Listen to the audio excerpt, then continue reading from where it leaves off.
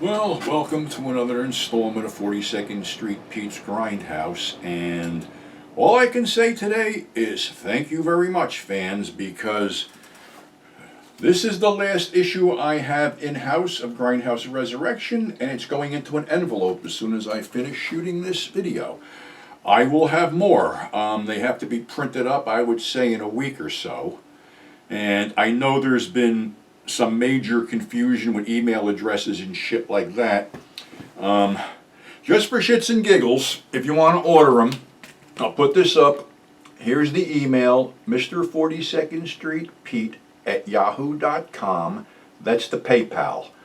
I'm going to have to go, I can't do free shipping forever, so basically if you want to PayPal me 14 bucks, and don't do this until I have them in stock right now, because I will announce when I have them in stock right here.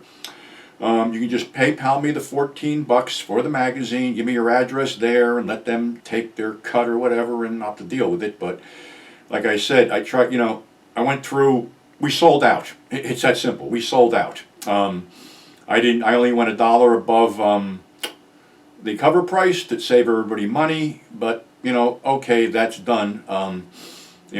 Basically, the $4 they're going to take their fee out of, and that's shipping and stuff like that, so you get the magazine. I'd like to personally thank John Schatzer, Eric and Angie Wright, and all the writers, because I honestly didn't know whether this was going to work. I took so much shit over the last one from certain people, and like I said in the other video, people were telling me that nobody wants to read this shit anymore. Well, they're wrong, and I was wrong, so we will continue to soldier on here. And someone asked me about this, my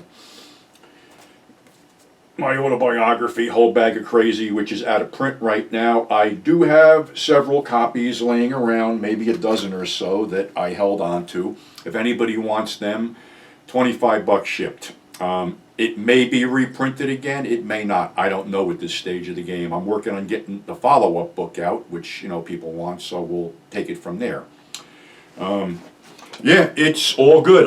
Like I said, I'm fucking amazed, overwhelmed, and humbled by the whole thing, because I thought it was going to be the end. Something else that's coming up, and it may be in a few weeks, is we're going to publish Two-Fisted Tales from Times Square. This is not the follow-up to my autobiography. This is a bunch of fictional stories based on actual things that happened, things I saw, things I experienced, whatever. And one of them is actually in the Grindhouse Purgatory issue, sort of a preview of the story Wrong Place, Wrong Time. So if you like that, you're obviously going to like the book. But let's go back onto some other shit here. I think I talked about midnight shows a while ago, but I didn't know if I had touched on what I did in midnight shows. There was a lot of them, like I said, it started with El Topo at the Elgin Theater. And then Reefer Madness came in, Night of the Living Dead. God, what was the other one? Freaks, of course. But they would try some other shit for midnight shows that sometimes didn't work. Probably the worst fucking midnight show I ever went to was at a theater in Clifton where they were showing The Cars That Ate People. And okay, I'm down for Cars That Eat People, and I stayed awake, and I was bored the fuck out of my mind, and I still don't get the whole concept of this friggin' weird-ass movie. But I also think somebody copied it, and I was trying to figure out what movie it was. It was something about keeping body parts in a junkyard. It was an 80s thing. I think John Saxon was in it, and they had a dead Elvis hanging in the background. I know it wasn't body parts. Can't remember it, but that might have been the inspiration. But anyway, that was a really bad night out. As was me going to General Cinema at the Essex Green Shopping Plaza in West Orange to see The Best of Sex and Violence, which we didn't really know it was going to be a cheesy Charles Brandt trailer show. And I actually got frisked walking in the place, and the guy goes, "What's this?" I said, "Liquor." And he goes, I said, "No, don't even ask me to surrender because I'm not, fuck you," and I pushed by him and went in. That was the only time I was ever frisked. There was some other shit they tried at midnight, but here's the thing. Back then I was drinking heavy, and when you're in a bar situation or a club, you're circulating and staying awake. Certain films I would fall asleep on. And one of them was Led Zeppelin's The Song Remains the Same, which I got sucked into being dragged to because I was in the car that the people wanted to go to. So I got in there, I think after 10 minutes into the film, I fell asleep and started snoring, so I was getting ribbed every 5 fucking minutes, but I'd fall back to sleep. Same thing happened with Apocalypse Now. If there were some heavy duty drinking, I'm in there, I'm like, wake up, fuck you. Okay. But one thing that was weird was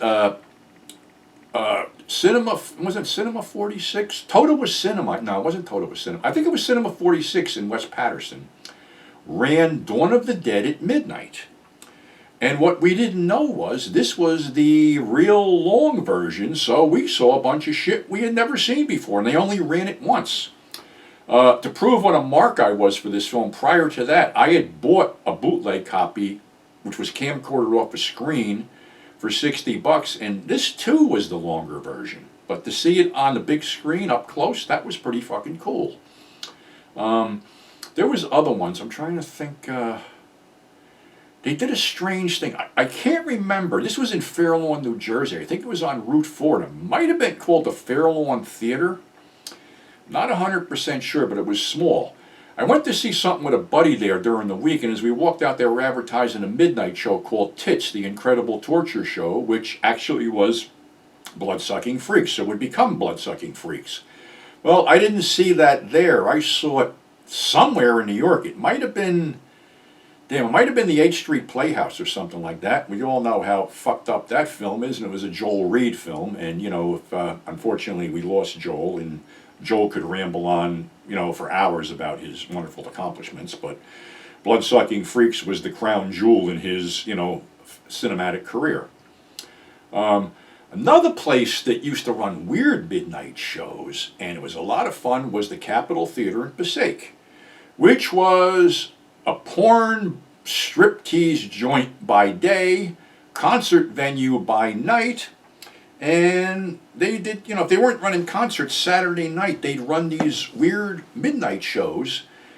But, during the day, they were running. I'm trying to think what we saw, and it was like, I really wasn't looking to get sucked into going to see a Johnny Wad film festival, but they had that interspersed with strippers, and for some reason, my buddy Jimmy, who looks like, shoulders like a bulldog and a face like a chimp, because I was always confused, my other buddy Ian from overseas, Great Britain, who would go along with anything, well, for some reason, Jimmy actually had money for a change and wanted to go see this shit. So I'm like, all right, Sunday afternoon, nothing to fucking do. So we go in there, and everybody's spread out.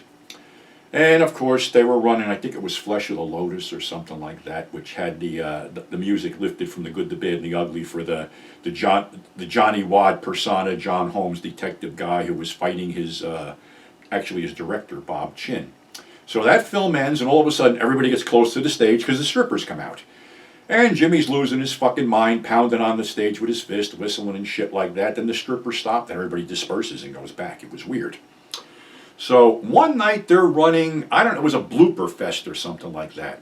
So we get down there, little before midnight, go in, get our seats. The thing starts. It's Star Trek bloopers, TV bloopers, outtakes from things. So I think there was like 5 of us, and one of us was Gasoline. And, if you read my book, Gasoline sort of looked like the Checker demon with an afro. So we told him to go get something to drink from the snack bar. So, we're sitting in there smoking, and I turn around to Jimmy, I go, where the fuck could he be? He only had to go to the snack bar. Well, 5 minutes after I say that, he comes walking down the aisle with 2 cases of beer. And I'm like, how the fuck did you get that? And the guy says, well, the guy said the soda fountain was broken. He said, I can go across the street and get something. This is what I got. So, all right, we sat there and got shit-faced fucking drunk on 2 cases of beer and whatever weed we had. And then they ran this thing at the end. I think it was Captain Carlsbad, captain of the, I don't know, whatever the fuck it was. So it was some weird-ass fucking thing where this guy would run up to the bottom of his ship, about that, what is it, the mast or whatever the front of the goddamn ship is called. He'd run up there, strip off down to his trunks and dive in and fight stock footage of sharks and octopuses and shit like that. So after this whole thing, the movie ends, the theater goes dark, and all of a sudden the voice comes out of the fucking darkness. What a jerk off that guy was. So now I try to get up, and from sitting there for 4 hours, and it's like about 4:30 in the morning, my legs fell asleep. So these guys basically had to lift me out of the seat, and I had to try to shake some feeling back into my legs. So that was one of the crazier midnight shows that I went to. Of course, there was ones running. I believe it was the 8th Street Playhouse that ran a different midnight show every night of the week, and Rocky Horror on Friday and Saturday. The Waverly Theater ran Basket Case and the Rocky Horror on Friday and Saturday. So there was a lot to do back then, but I don't even know if the midnight show today would even work because of how fucked up society is in general. I don't even know if drive-ins made a comeback, which is wonderful, the Mahone Drive-In and stuff like that. So I don't know if they would work in today's world because how fucking stupid and violent everybody got. But I had fun, and I'll close this again saying my sincere thanks to the fans and friends that picked up the magazine right away, because in 3 days we basically sold out, and that I didn't expect that. Had I known that, I would have ordered more, but there's more on the way. So again, my sincere thanks to again John, Eric, and Angie, and the others who all chipped in and contributed, and I think we did something really fucking cool this time. So until next time, stay safe, and we'll catch you on the flip side.